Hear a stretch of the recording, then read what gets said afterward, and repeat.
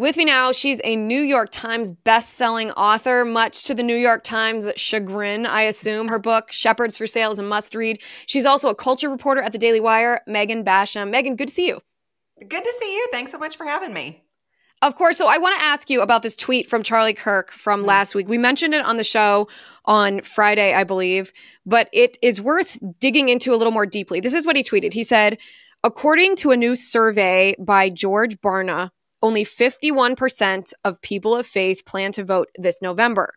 Charlie says, translation, 41 million born-again Christians will not vote. 32 million mainline Christians will not vote. And then Charlie says this is a 5-alarm fire. I, of course, agree with that. I think you agree with that. That's pretty... we can maybe it isn't so obvious, obviously, if there's 73 million Christians that aren't voting. But let's start with the why here. Why are we seeing so many Christians sit out this election cycle?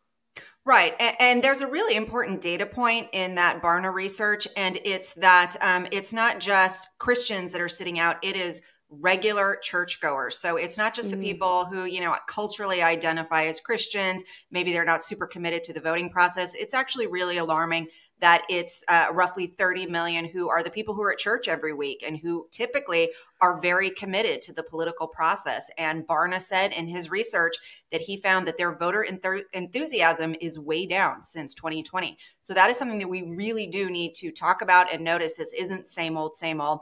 And a big part of why that's happening, I think, one, obviously, we have to acknowledge the abortion issue. I think the Republican Party's conflicting messaging on that this cycle has depressed enthusiasm a little bit. But there's also something else that I think is more significant going on. And that is the fact that a lot of this voter suppression, lack of enthusiasm, has been deliberately orchestrated by hard left secular foundations and billionaires. And they have been working for the last few years to try to convince Christians, hey, you don't need to vote. It's not important that you play a part of the political process. In fact, it could be political idolatry. So maybe it would be better if you find ways to accommodate the left's policies in the name of pluralism. And I can give you one really stark example that's going on right now.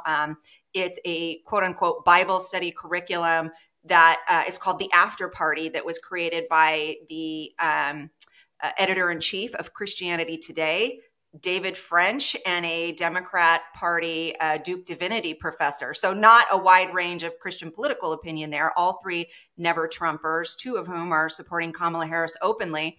So they created this supposed political Bible study curriculum to go into conservative churches, conservative college campuses. There was an effort to get it on 185 conservative college campuses. And it teaches Christians that politics are really complex. It's not always clear who you should vote for. And what we really need to do is turn down the rhetoric. And in fact, we don't know how we should vote except on the issue of alleged racial injustice. There, they say it's very clear that Christians have a mandate to vote to stem the tide of what they claim is injustice in our policing system and other racial injustices. So it makes it pretty clear when you read the curriculum who they want you to vote for. And that curriculum exclusively funded by hard left secular foundations, Rockefeller Philanthropy Advisors, and the Hewlett Foundation, which also back Planned Parenthood, transgender initiatives for youth, and things of that nature. So these are not Christians, and they are funding these kind of operations in order to, I would say, really suppress that Christian vote. So this is interesting because there's a difference between David French maybe being a naive patsy, right? Who's just like, I don't know who to vote for because I want to be an absolutist. There are some people like that, and I'm making fun of David French, but not other people who are unsure, because all political candidates are flawed. They all have moral issues. That's true. I would never deny that. And I do think that we, as Christians, need to make sure that we don't get into any kind of political idolatry. All of that is true. But you're saying that this is a deliberate effort to actually a deliberate effort by rich leftists, those who fund the Democratic agenda, to suppress non-Christian leftists. Yeah. Oh, rich, probably anti-Christian leftists, not just not Christian, to suppress the Christian vote. And the tactic they're using isn't inviting people to be leftists. It's just trying to make them feel guilty, use their consciences against them, confuse them so that they don't vote for Trump. That is exactly right. That's exactly what's happening. And I can tell you that David French kind of gave the game away because this had all been packaged. And this is just one example, by the way. I don't want to give the impression that this is, the totality of what I'm talking about here. I detail a lot of these things in my book, just one example. But David French kind of gave the game away because initially they packaged it as, hey, we're just trying to help Christians have more grace-filled conversations around politics. But then he went on a podcast with Phil Vischer, who, if you're not familiar with him, Veggie Tales. Veggie Tales. That's right. He was the creator of Veggie Tales. And he told Phil Vischer, this is about taking on MAGA. So he really, I think, in a moment of transparency, revealed what this is really about. And look, that's just one example. I could tell you the Fetzer Institute, another left-wing foundation, has been giving money to the Ethics and Religious Liberty Commission, which is the lobbying arm of the largest Protestant denomination in the U.S., the Southern Baptist Convention, arguably the most conservative Protestant denomination in the U.S., also funding research into how evangelicals engage political rhetoric and distributing materials in order to convince them that they need to embrace the cause of pluralism. And when you hear that term pluralism, what they mean is Christians need to find ways to accommodate leftism in the public square. They need to not be so convictional in advocating for their policies when it comes to the political process, because that's what politics is. It's advocating for your beliefs and your values. And if you're not doing that, then according to these institutes and these foundations, you are letting down the cause of pluralism. And so, these are just a couple of examples. There's also the Democracy Fund, which is funded by the eBay founder, Pierre Omidyar, far left, a Buddhist, not a Christian. He's also been donating to Christian organizations that are ostensibly conservative on the subject of political participation. So I always want to be clear. They're not donating to, get lunches to school children or hand out Bibles or something. They're donating specifically on this subject of how Christians discuss politics. And by the way, this institute that you mentioned, the Fetzer Institute, a lot of people watching and listening to the show are going to recognize that name because we talked about the Fetzer Institute in my book. This is the institute that is essentially mainstreamed social emotional learning, which is just a euphemism for critical theory, which is communism. It's Marxism. So it always leads back to the same stuff, doesn't it? It always leads back to this idea that we are not just left versus right in this country. It's not just political divisions. We are in a battle of good versus evil. And, this idea of pluralism, you could talk about this too, but I actually don't believe in the concept of neutrality in our nation. I don't think we're ever going to have this public life that is absent of anybody's morals or religious beliefs. It's either going to be our values, which prevail in the public sphere, that includes in public spaces, or it's going to be theirs. And when I say theirs, I mean anti-Christian values. It's either going to be good or it's going to be evil. And so we as Christians can't just say, well, we don't want to push our morals on other people. We don't want to be Bible thumpers. Listen, no one's forcing anybody to go to church. That's not what we're talking about. We're not talking about a theocracy. But if we don't acknowledge objective truth, if we don't acknowledge natural law, if we don't acknowledge that our nation was built, yes, on Christian biblical principles, then it's not just going to sort of fail. The other side, which has embraced communism, which is a satanic ideology, that's going to prevail. Yeah, absolutely. And that's what's so much a part of this, what I would call this category error campaign has been about, because you will hear them use slogans like, and this was very popular with Tim Keller, who recently passed away last year, and he's well known for founding the Gospel Coalition, which is still very influential among conservative Christians and churches. And he would say things like, the gospel is neither left nor right, which, yes, that's true, but it implies that there is a moral parallel between the left and the right, and there absolutely isn't. And it also implies that the purpose of the gospel is the same purpose as politics. And no, these are two different things. The gospel is spreading the good news of Jesus Christ. Politics is how we order our political life. It's how we order our nation. It's how we will legislate. So these are really two entirely different things that are being conflated for the purpose of pretending like if you as a Christian participate in that process in a distinct way that says, no, we're going to vote for the policies of conservatives and for the family, that you're then becoming a political idolater. And I think we can see just how much damage and destruction has been wrought by Christians abdicating their role in the civic sphere in that way. And, it's so funny when you say this this issue about evil in the public square, we are actually supposed to be the salt and light. And when you see us not participating, that preservative effect that we're supposed to have, we're not having then. And one more data point in that Barna research, it said that 36% of churches have not mentioned voting. They haven't taught on the civic duty of voting in their churches. And that is something that actually is biblical. We are the rulers, according to Romans 13 in our society, and we have a role here to do good then. Yeah. Yeah. It's interesting. I mean, to think about this number, it really comes down to if Kamala Harris wins, then it's Christians and pro-lifers who are mostly Christians. So I am going to conflate the two. I know there are some pro-lifers who aren't, but most are. Mostly. It's really Christians who will be to blame for that in a passive way. But some are, I mean, action and lack of action are both culpable when you were coming up on Judgment Day. Do you think that most of these Christians, these 41 million born again Christians, 32 million mainline Christians, do you think that they have been essentially wokeified? Do you think, because there is this huge strain of wokeness going through Christian churches right now, do you think that they are confused about who to vote for? Because it is absolutely true that Donald Trump's position on abortion, I mean, I'm much more pro-life than Donald Trump. Right. His position is disappointing to me. He's still, when you analyze it, he's the lesser of two evils by so non-comparatively that to me the choice is obvious. Of course you want to vote for Donald Trump to preserve the good that exists between his position and Kamala Harris's, even though I wish that he would be more absolutist. But do you think that these are wokeified people, confused people? How would you categorize these people?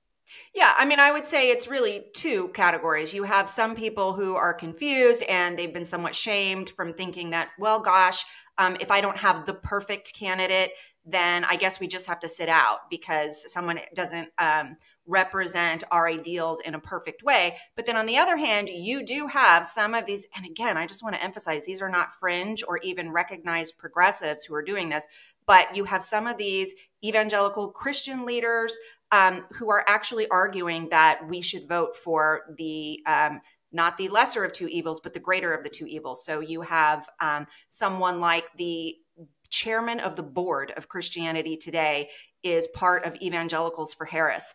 You have a council member of the Gospel Coalition. He may be emeritus now, but Ray Ortland, who is well-known pastor, well-known speaker, well-known author. He has also advocated for voting for Harris. So I think that's something that is very new in the Christian and evangelical circles. And I think it's startling to see that we now have some of our leaders not just saying, gosh, we really need to not idolize. We need to maybe just sit out to protest, but they're actually saying, no, let's vote for evil.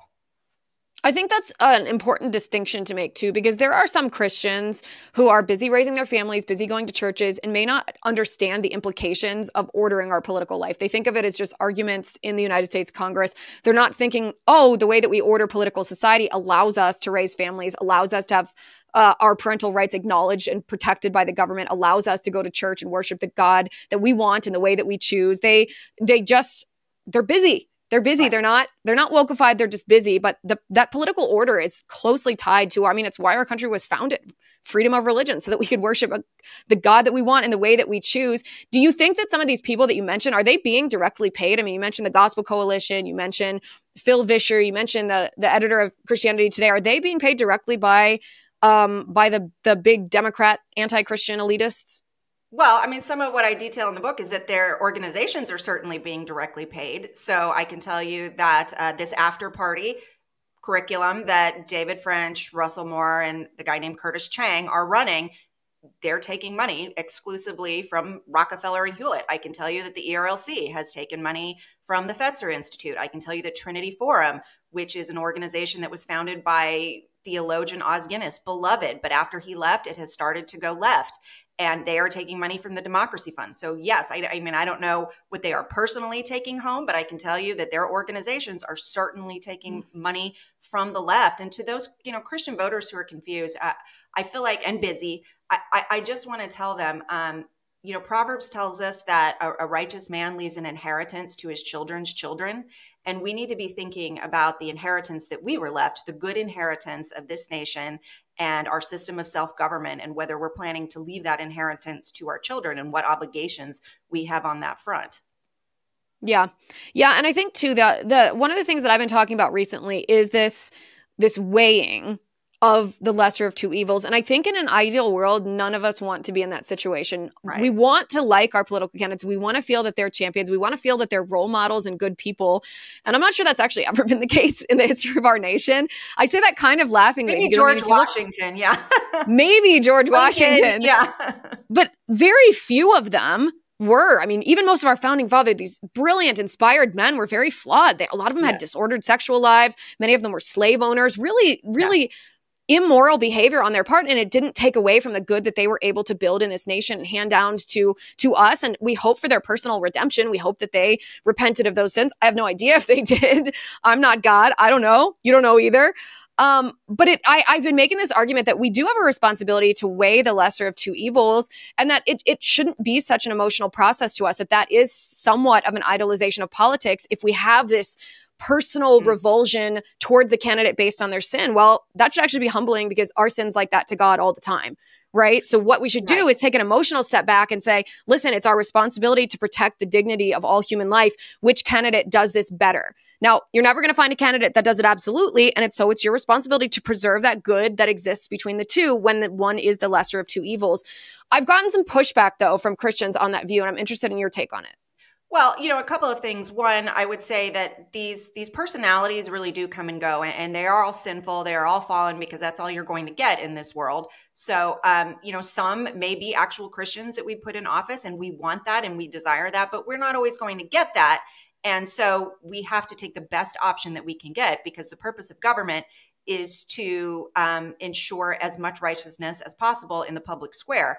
And so we have to do our part to ensure that that's what's happening. It is to restrain evil. And if it's not restraining evil in a system of self-government, then we have to ask how much of that is on us. So one, I would say that, those personalities, they'll be gone shortly, but those policies could have generational impact. And I heard a pastor say this recently, and I thought this was a good way to put it, was that he pointed out a vote is not a Valentine. This does not mean that you are in their fan club. It is selecting a set of policies, and that's really important when we look at how we govern ourselves. And even more specifically, I had a different pastor friend, and I thought this was such a good analogy.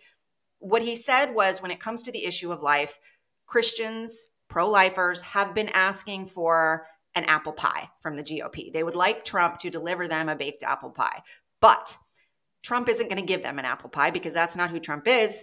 That's not his personal conviction, and that's disappointing. But what he has done is made a way that we can have flour, apples, sugar, and our job now is to go out into the states and figure out, okay, how do we make apple pie in all these states? And I understand that that's a messy, hard process, but the way has been made, and we need to protect that way, because you have another presidential ticket on the other side who is promising that they're going to take that away and nobody's having any apple pies. So I liked that analogy. I think it's a simple way to look at it, that what we're really doing is preserving the avenues so that we can continue to rack up some pro-life wins.